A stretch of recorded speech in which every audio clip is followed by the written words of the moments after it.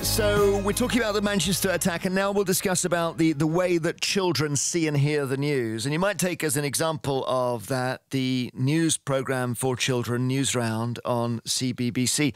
Let's hear a bit of their coverage now. The explosion took place around 10:30 last night when people were leaving at Ariana Grande concerts in the city centre of Manchester.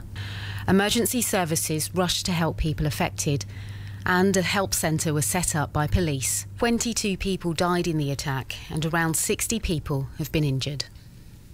Ariana herself was safe and went on social media to say, "Broken from the bottom of my heart. I'm so sorry. I don't have words." She suspended the rest of her tour. So that's the coverage from Newsround. What do you do when that comes on? Do you turn that off as well?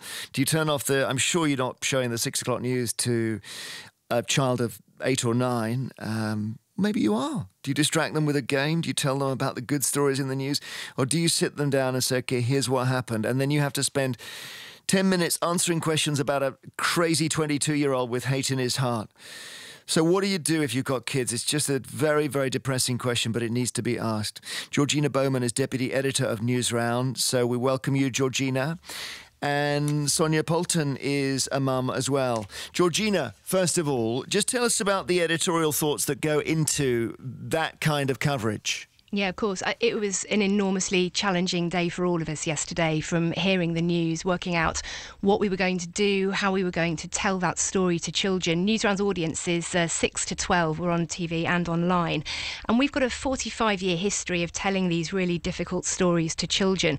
We never shy away from these hard stories. We've got to tell them. They're going to hear things in the school playground. They're going to hear and see things on social media as well. And that's when rumours get out of hand. Things you don't necessarily hear the truth. So it's our duty, we feel, to tell these stories in a clear, controlled, focused way without distressing children too much, without showing any distressing or graphic imagery, and using clear language that children, we hope, can trust, and also reassuring them and telling them that the reason we're doing these stories, the reason this is in the news, is because it's rare and it's really unlikely to happen to you or to somebody you know, and to give them that advice that if they are feeling worried or scared or anxious about what they've seen or heard, just to talk to people and don't keep it all in. I noticed that the coverage that we played just there, you used the rather inert word explosion as if it could have been a gas main or something. Do you actually say bomber, and do you use the word Islam or Islamist? Yeah, we wouldn't shy away from that at all. Absolutely not. The clip just then, that was our reporter Leah Belletto. That was the morning bulletin. And then for the afternoon bulletins, we spent the day speaking to children at a school in Manchester who were absolutely fantastic what they said. It was reassuring.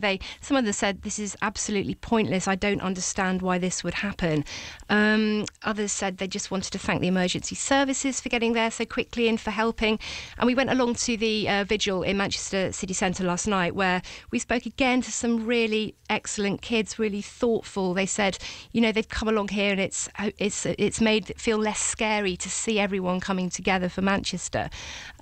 So yeah, I think I'm really proud of what our team accomplished yesterday. I really do think it went a long way to helping a lot of children understand. OK, do stay with us. Sonia Poulton joins us, as I mentioned, journalist and mum. I know your daughter's in her late teens now, but you've... Oh, very late teens, Jeremy, yeah. But you've explained things to her when they've happened, have you? Well, I have, because I've been on the show enough times explaining that. I've explained it to her. In fact, she's even been on the show. And the truth is, we are dealing with an incredibly difficult situation. You need to be super sensitive, because the last thing you need to do is put, great fear, at times unnecessary fear, into children. And so what I've done is, throughout the years, I've used sort of what I call age-appropriate education. And when 9/11 happened, for example, Shay was almost 5. And she was hearing about it from, people children in preschool. She heard the teachers talking about it. And I started out by reassuring her, as Georgina was just saying, about the likelihood of this, how low it is. These are unusual occurrences. They are irregular. I always made sure to talk to her about how it's really important that love does overcome hate. I know people see that as a bit of a a throwaway comment, but I don't think it is. I think it is really important. But I've also greatly encouraged her to live her life without fear, because the truth is, as we all know, fear is a control mechanism. Now, whether that's being used by religious fundamentalists or world governments. So if it happened at a concert, for example, I would not then say to Jay, never go to a concert again. Yeah, but she might decide not to. Yeah, well, if she decides not to, that would be absolutely her business. But the truth is that parents and carers have an immense role of influence in these things. And so I would also be incredibly careful about what, at the time, I allowed her to be subject to. So, for example, I would keep her away from sort of the narrow agendas that are set in mainstream media, you know, the kind of things where you hear people like Hopkins talk about final solution, or Alison Pearson earlier. I mean, I just had to laugh if I didn't want to cry, because it's so one-sided and ridiculous, and I never wanted to raise my child in a world where she's only told one side of a story. Because for example, what Alison Pearson failed to say was that if you bomb innocent civilians overseas, then you should accept a retaliation. And those are sort of education things that I've raised. But see, that's really interesting, because you then take a political line with your child. You might be wrong, Sonia. Yeah, that might sound like you're justifying it. Yeah, no, I'm not justified, Jeremy. What I'm doing is I'm looking at every facet of it. You're blaming Tony Blair. I've encouraged my child to look at every facet of the picture as well. Remember, the enemy is not always obvious. We're immediately told here it's ISIS. But is that really the truth? Is it, for example, a false flag operation, you know, the term that comes from naval warfare, where we're told that it's one entity, but it is in fact another? These things are often political, Jeremy, and it ill behoves us to deny children that knowledge. And a perfect example, because I know people always want examples, is as a consequence of the atrocity on Monday, look at who quickly benefits from that. So Theresa May, who removed 20,000 police as Home Secretary from our streets, is now deploying an army on the streets. It's a totally disproportionate reaction. It is political. It would be quite wrong and irresponsible of me not to inform my daughter of these things as she's growing up, so she can get the full picture, Jeremy. It's important. And you're going to tell us next that on 9/11 the towers were brought down by the Bush government, are you? You want me to say that, Jeremy? I'm just thinking that's where we're going. No, Jeremy, you want me to say that because it would be really easy then to dismiss me as a conspiracy theorist. But the truth is there's a great deal of data online if people want to search that information. But we have to be careful. The mainstream media sets an agenda, and your reaction just then, it completely plays into that. I give you more credit than that, Jeremy. All right. You know? Georgina, let me go back to Georgina, because Sonia's raised a fascinating whole series of what we might call contextual material there, Georgina, and you can decide, for example, to, I don't know, talk about the general election, how that's been derailed by this. You could talk about, you could blame Tony Blair for it if you want. You could do all the kinds of stuff. Do you have to pick and choose?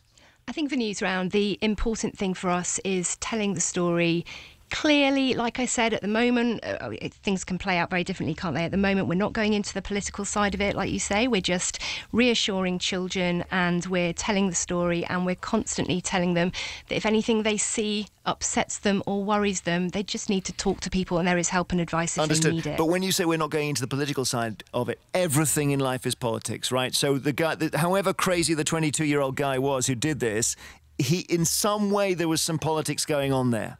So do you explain that? We will do, yes. We've done pieces before, who are ISIS, what is terrorism, and we've explained those with context, with graphics, rather than showing any distressing pictures or anything like that. And we do definitely do those stories when we need to. Would you ever consider, Georgina, I think I know the answer to this, would you consider saying this story, we're not going to cover it because it's too upsetting?